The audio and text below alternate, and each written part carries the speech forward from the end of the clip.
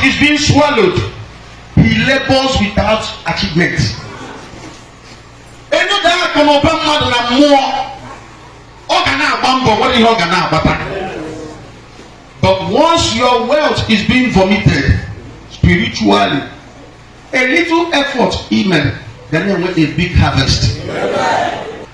In accordance to the word of God in Job chapter 20 verse 15, let your wealth, let your blessings be vomited in the name of Jesus.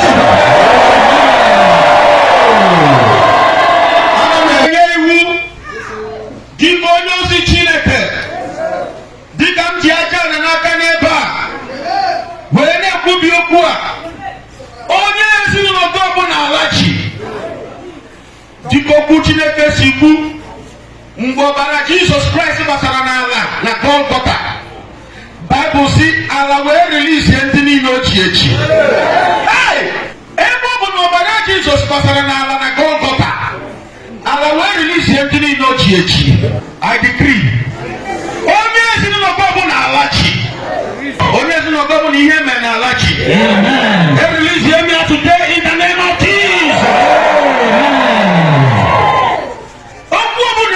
Suaka na ala ihe obi no onye kwuru okwu a na obi mkpụwa maọbụ na mwute maọbụ na anya ofu maọbụ na obi ọjọọ wee kwuo okwu ọjọọ n'isi gị maọbụ n'isi family gị suaka na ala directly or indirectly na-eme engage the land na nkwubi okwu a ka ọ dị shop na nkwubi okwu ahụ na-agaghị echenji. But I stand as an oracle of God.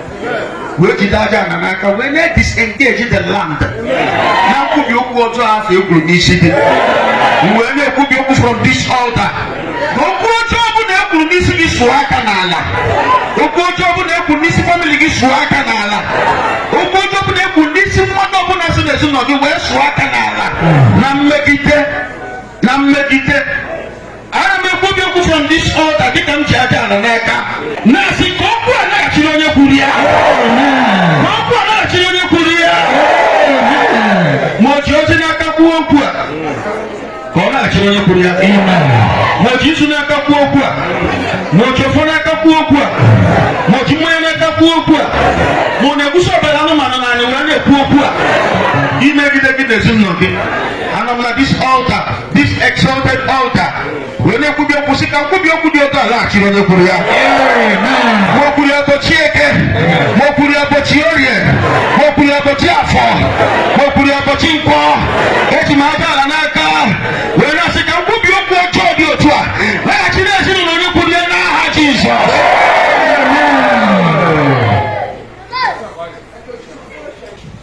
Taa wee jide aja ala n'aka wee ka ọ na this altar dịka onye ozi Chineke wee na-ekwubi okwu megide ihe ọbụla bụ okwu a gwọrọ agwọ nke a kpọrọ aha ezinụlọ gị na mmegide, nke a kpọrọ aha ezinụlọ gị n'obi ọjọọ, nke a kpọrọ aha gị n'onwe gị maọbụ nke a kpọrọ maka biznes gị ime ka ihe siere gị ike maọbụ ime ka ị nọrọ n'ọnọdụ ọjọọ. Today dịka m ji aka ala n'aka enutralize ama ọgwụ a n'aha Jizọs. Ekwe ma ọ gaghị adịzi ire ọzọ. N'agbanyeghị onye gwọrọ ọgwụ a maọbụ onye ụlọ gwọrọ ọgwụ a maọbụ onye iro gwọrọ ọgwụ a, n'agbanyeghị ebumnobi o jiri gwọọ ọgwụ a ma ọ gwọrọ ọgwụ ọfọ ọ bụgodị otega aka ejiri gwọọ ọgwụ a dịka m ji aja ala n'aka emebie m ọgwụ a n'aha Jizọs.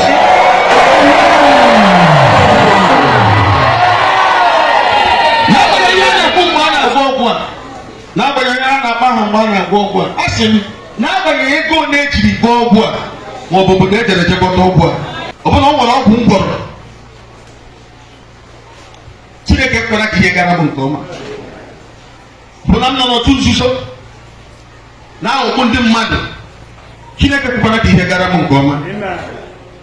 Ọ bụla o nwere mmụọ m debere na nzuzo na-enye m amara ibu amụma, na-emepe anya m ka m na-afụ ụzọ, na-akpọtara m crowd na ministry, Chineke kwe ka ihere eme m.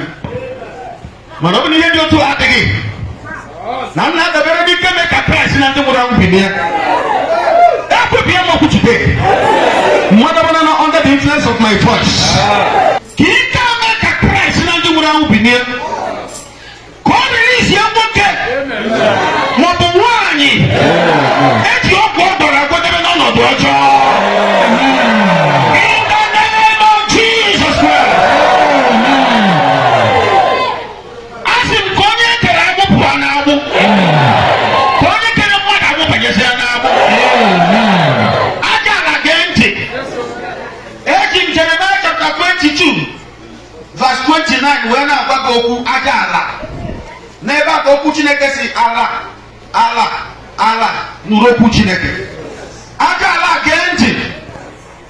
Ka onye ọbụla ekere agbụ, onye ọbụla nọ n'okike agbụ, okike agbụ obi ọjọọ mmadụ ibi edobere ya n'ime ya. Ọ bụ nwoke ọ bụ nwaanyị, ka ọ pụọ n'agbụ a taa. Ka ọ pụọ n'agbụ a taa. Ka ọ pụọ n'agbụ a taa. Ka aka kere ya agbụ a banyezie n'agbụ a.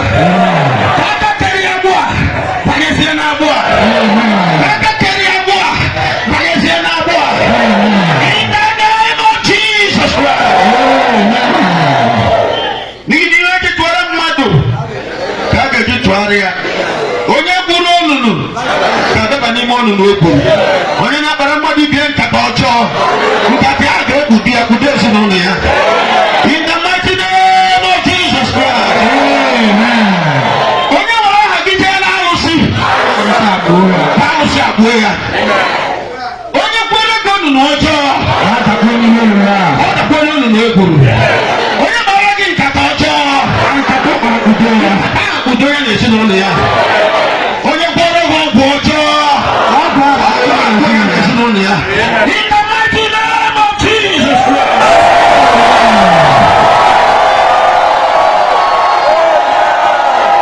Jeremiah chapter 22 verse 29. Ọ sị ala ala ala nụrụ okwu Chineke. Verse 30 ọ sị ka edee n'akwụkwọ na onye na-eme gị ihe ike, onye na-eme ezigbo gị ihe ike, onye na-arụsị ezinụlọ gị arụrụ ala ga-abụ onye gbaka nwa. Ọ bụgo na ọmụtago ụmụ 54. So far na okwu Chineke si na ọ ga-abụ onye gbaka nwa. Ọ ga-abụ onye gbaka nwa. Ụmụ ya dịgodo elu naanị, ọ ga-enwe ụmụ mana ọ ga-agbaka nwa. Asị ụmụ ya dịgodo elu naanị, ọ ga-enwe ụmụ mana ọ ga-agbaka nwa. Maka onye si na nwa mmadụ ibi ya agaghị aba n'ife, nwa nke ya agaghị aba n'ife. Asị m onye si nwa mmadụ ibi ya adịbana mma, nwa nke ya adịbana mma. Onye si onye na-ebelaghachi loud amen. Na nchịkọta, mmadụ ọbụla tinyegoro aka n'iwepụ isi ntutu na famili gị. Ime ihe bụ iwepụ isi ntutu, ime ka mmadụ nwụọ. Mana mmadụ ọbụla tinyegoro aka n'iwepụ isi ntutu, ma o nyere nwanne gị poison, ma o ji egbe gbagbuo ya, ma o jinyere mmadụ gbuo ya, ma ọ dị n'izu ka ewepụ ndụ ya. Mmadụ ọbụla tinyegoro aka n'iwepụ isi ntutu n'ezinụlọ gị, ejiri m aja ala ma agha iyi. Dịka m na-ezipụ ogeri ọbara n'isi ya, na-ezipụ ogeri ọbara n'ezinụlọ ya. Ogeri ọbara ha na-arabụ ha wee ruo n'ọrụ zuo ọrụ ya n'ezinụlọ a. Ogeri ọbara bụ ọnwụ njuru m oyi, silent killer. In the name of Jesus Christ. Onye ọbụla tinyere aka n'iwepụ isi ntutu na your family, ma ọ bụ